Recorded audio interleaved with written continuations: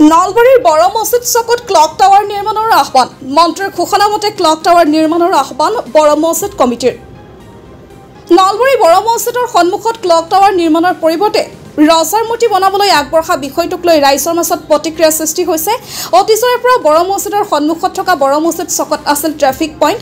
চহৰখনৰ পথ বদলীকৰণ কৰাৰ পিছত বড় মছজিদৰ সন্মুখভাগ অৰ্থাৎ বড় মছজিদ চকত ক্লক টাৱাৰ নিৰ্মাণ কৰাৰ কথা মন্ত্ৰী চন্দ্ৰমল্ল বৰুৱাই ঘোষণা কৰিছিল। নলবাৰী বড় মছজিদ জামাত কমিটি আছে বিয়লিৰ ভাগত আয়োজন কৰা সংবাদ মেলত মন্ত্ৰী চন্দ্ৰমল্ল বৰুৱাই ক্লক টাৱাৰ নিৰ্মাণৰ ঘোষণা কৰা সন্দৰ্ভত উল্লেখ কৰে।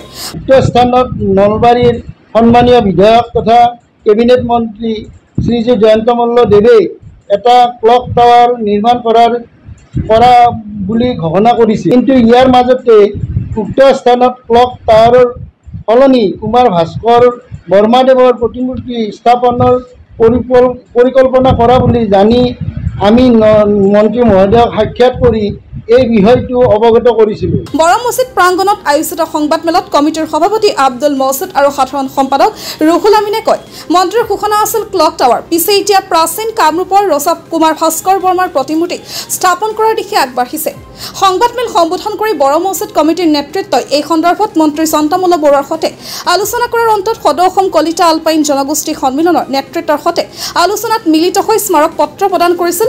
মহোদয়ে বিষয়টো গুৰুত্ব সহকাৰে লৈ সদৌ অসম কলিতা আলপাইন জনগোষ্ঠী সন্মিলনৰ নেতৃবৃন্দক লগ কৰি বিষয়টো সমাধান কৰাৰ পৰামৰ্শ আগবঢ়াইছিল।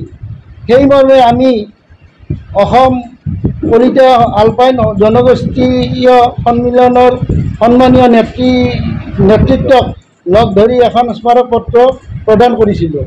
বড় মছজিদ জামাত সমিতিয়ে কয়, বড় মছজিদ চকটো বিশেষ আহল বহল নহয়। তেনে অৱস্থাত কুমাৰ ভাস্কৰ বৰ্মাৰ প্ৰতিমূৰ্তি আহল বহল স্থানত স্থাপন কৰিবলৈ আহ্বান জনাইছিল। বড় মছজিদ চকটো যিহেতু আহল বহল নহয় আৰু এইটো তিনিটা ব্যস্ত পথৰ চক, সেয়েহে ইয়াত ৰজা কুমাৰ ভাস্কৰ বৰ্মাৰ প্ৰতিমূৰ্তি স্থাপন হৈ উঠিলে তেখেতৰ জন্ম তিথি মৃত্যু তিথি লগতে বিভিন্ন অনুষ্ঠান অনুষ্ঠিত কৰাৰ ক্ষেত্ৰত অসুবিধা হ'ব পাৰে। সেয়েহে চহৰৰ অইন আহল বহল ঠাইত ৰজাজনৰ প্ৰতিমূৰ্তি স্থাপন কৰিলে সকলোৰে সুবিধা হয়। তেনে অৱস্থাত দুই একে বড় মছজিদ জামাত কমিটিয়ে মূৰ্তি স্থাপনত বাধা দিয়া বুলি প্ৰচাৰ কৰা কাৰ্যৰ দুখ প্ৰকাশ কৰে। দুই এজন লোকে তাত কিহৰ নিৰ্মাণ কাৰ্য চলি আছে বুলি উৎসাহিতৰে প্ৰকাশ কৰি নিৰ্মাণ কাৰ্যৰ নিয়োজিত মিস্ত্ৰীক সুধি জানিব বিচাৰিছিল।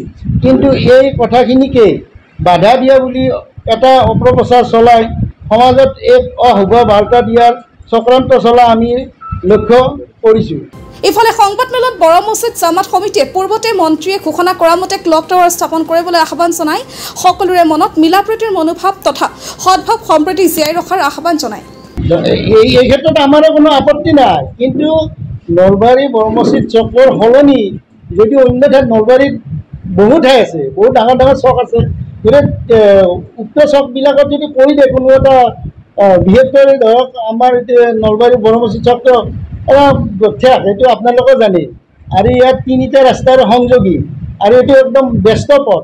গতিকে ইয়াত যদি তেনেকুৱা ধৰণৰ এটা ডাঙৰ মূৰ্তি বহোৱা যায় তেতিয়া সকলোৰে অসুবিধা হয়।